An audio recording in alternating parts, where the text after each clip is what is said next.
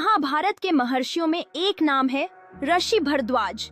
वे महान तपस्वी और विद्वान थे।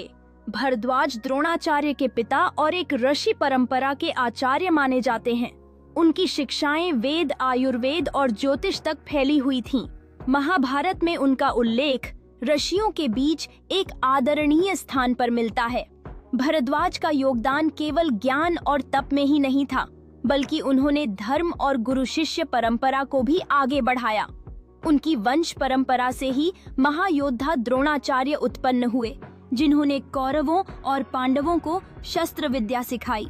ऋषि भरद्वाज ज्ञान, तपस्या और परंपरा के प्रतीक। उनकी तपस्या और विद्या ने उन्हें महाभारत की घटनाओं के पीछे एक महत्वपूर्ण आकृति बना दिया। ऋषि भरद्वाज के ज्ञान के द्वारा ही युद्ध भूमि पर कई मार्गदर्शक निर्णय लिए गए। उनके अद्भुत अनुभवों ने अनेक योद्धाओं को शक्ति दी और उनकी शिक्षाएं सदियों तक जीवित रहीं। ऐसा माना जाता है कि उनकी विद्या आज भी उन लोगों के लिए प्रकाश का स्रोत है जो सत्य और धर्म की खोज में हैं।